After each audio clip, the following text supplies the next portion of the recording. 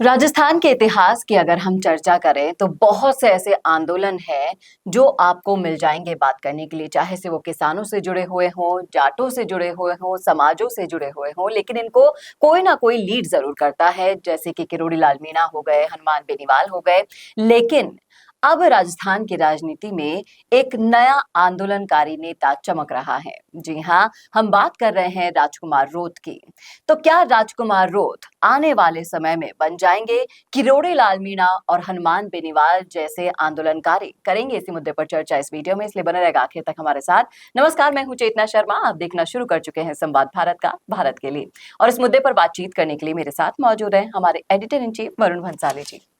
Varun sir, जिस तरीके से हम आंदोलनों की बात करते हैं, इससे पहले हम एक वीडियो भी बना चुके हैं कि कौन है सबसे बड़ा आंदोलन के नेता, जिसमें हमने बताया था कि किरोड़ी लाल मीणा रहे हैं सबसे बड़े आंदोलन, सबसे ज्यादा आंदोलन उन्होंने किए हैं, लीड उन्होंने किए हैं। लेकिन अगर हम भविष्य की बात करते हैं, फ्यूचर की बात करते हैं, तो कुछ युवा नेता ऐसे हैं जो जमकर उभर रहे हैं, लोगों में अपना प्रभाव बना रहे हैं। उन्हीं में से एक है राजकुमार रोत, जिन्हें बहुत पसंद किया जा रहा है। और आंदोलन की बात की जाए तो वो उसे भी लीड करने में कभी नहीं चूकेंगे। तो आप उनको और राजस्थान के भविष्य को, आंदोलन के भविष्य को किस तरीके से देखते हैं?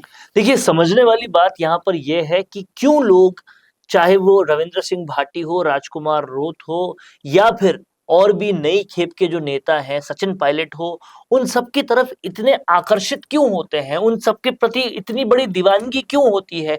आखिर उसके पीछे रीजन क्या है, इसको समझना पड़ेगा। रीजन सबसे बड़ा एक है कि ढाक के तीन पात वाली राजनीति से पूरी तरह से उकता चुकी है जनता।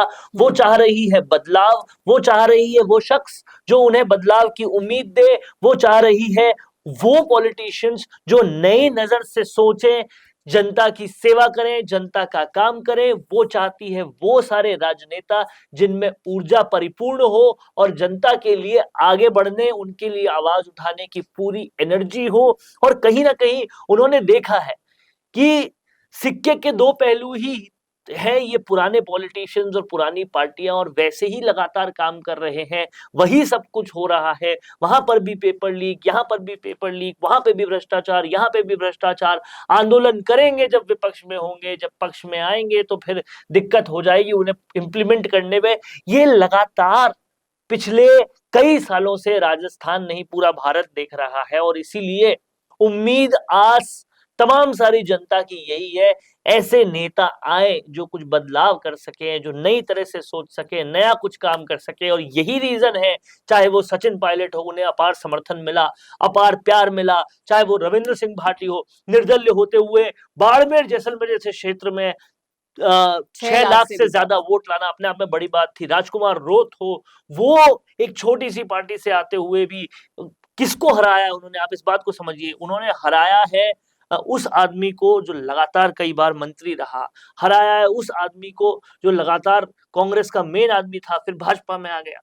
जी। लेकिन उस हार को समझना पड़ेगा। वो हारे इसलिए क्योंकि लोग एक नई ऊर्जा चाहते थे, इसलिए राजकुमार रोत जीते। और आंदोलनों में भी अब ऐसी ही नई ऊर्जा की जरूरत है, ऐसी ही नई सोच की जरूरत है। और आदिवासियों को, पिछड़ों को, वो भी जानते हैं इतने सालों से हमारे ऊपर केवल राजनीतिक रोटियां सेकी जा रही है, हमारे लिए कुछ किया नहीं जा रहा, तो कोई नई सोच चाहिए। उसके लिए कहीं ना कहीं राजकुमार रोत उन सबको बहुत उपयुक्त आदमी लगते हैं। और अगर वो आंदोलन करेंगे भी जी। तो वो आंदोलन सिर्फ दिखावे के लिए नहीं होगा, वो कहीं ना कहीं कोई निष्कर्ष पे पहुंचने के लिए होगा, ये लोग जानते हैं। इसीलिए उनसे बहुत आस है।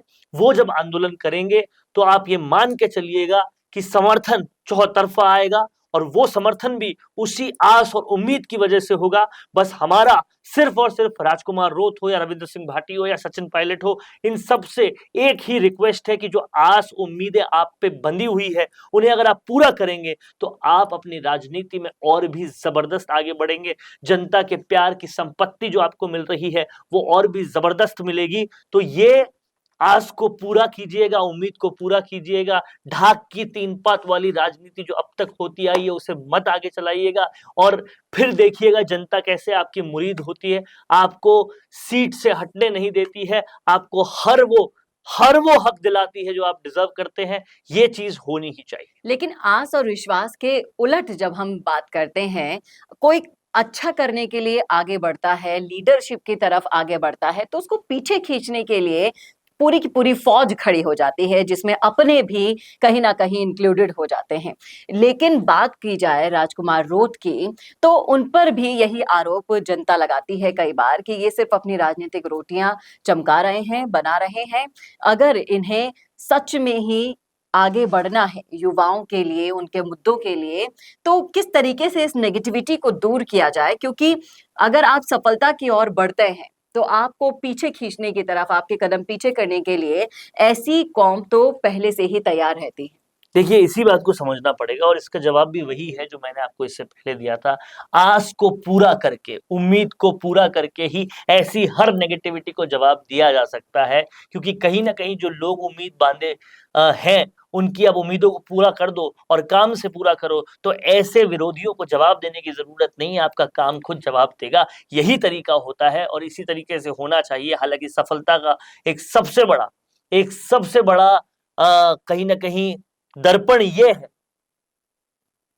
कि आपको पता चल जाए आपके विरोध में बहुत ज्यादा लोग आ रहे हैं, मतलब आप सफल हो रहे हैं। जी, ये बात तो आपने बिल्कुल सही कही, लेकिन इसके बाद भी अगर हम राजकुमार रोत और राजस्थान के भविष्य को देखते हैं, तो राजकुमार रोत जिस तरीके से आदिवासियों के लिए मुद्दे उठा रहे हैं तरह-तरह के, उन मुद्दों को अगर संज्ञान में ले लिया गया, क्योंकि जो मंत्री पहले से ही आदिवासी मंत्री बैठे हैं, बाबूलाल खराड़ी जैसे लोग, वो इन चीज़ों को तवज्जो नहीं दे रहे, तो क्या ये एज डिफरेंस के कारण हो रहा है कि वो एक बुजुर्ग हैं, बुजुर्ग नेता हैं, वो अपने अनुभव के हिसाब से सोच रहे हैं, लेकिन राजकुमार रोत युवा वर्ग से जुड़े हुए हैं, वो अपने हिसाब से सोच रहे हैं। तो ये जो जनरेशन गैप है इनके नेताओं में, आदिवासी नेताओं में भी, तो क्या ये आगे बढ़ पाएगा सफलता की ओर?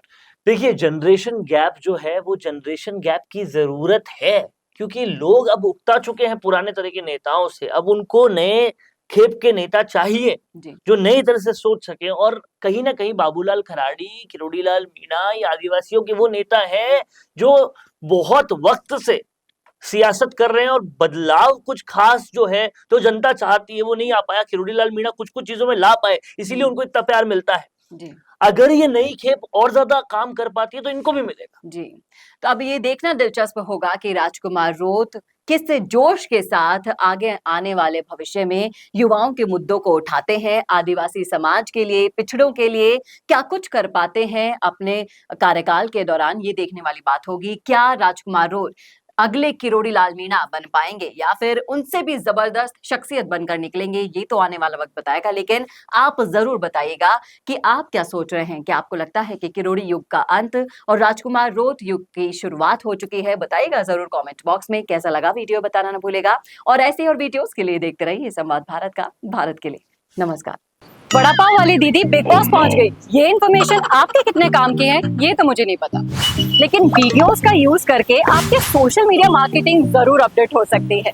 मिशी मीडिया सॉल्यूशंस आपको दे रहा है 40 से ज्यादा वीडियो एक्टर जो करेंगे आपके सोशल मीडिया को बूस्ट। ये इन्फॉर्मेशन ना आपके जरूर काम की है। इंटरनेशनल क्वालिटी स्टूडियोज में आपके एड्स होंगे शूट और साथ ही एक्सपर्ट एडिटर्स उन्हें करेंगे एडिट बहुत ही कॉस्ट इफेक्टिव प्राइसेस में। 35 से ज्यादा देशों के लिए हम काम कर चुके हैं, 5000 से ज्यादा वीडियोस बना चुके हैं। सोशल मीडिया पर छा जाने के लिए या फिर मीटिंग्स या कॉन्फ्रेंस में अपने वीडियोस शो करने के लिए या फिर रील्स या फिर स्टेटस लगाने के लिए अगर आपको वीडियोस बनवाने हैं तो मिशी मीडिया सॉल्यूशंस वो सारे वीडियोस आपको बना कर देगा इंटरनेशनल क्वालिटी के। तो आप ब्रांड बनिए, अपने बिजनेस को बड़ा बनाइए मिशी मीडिया सॉल्यूशंस के साथ।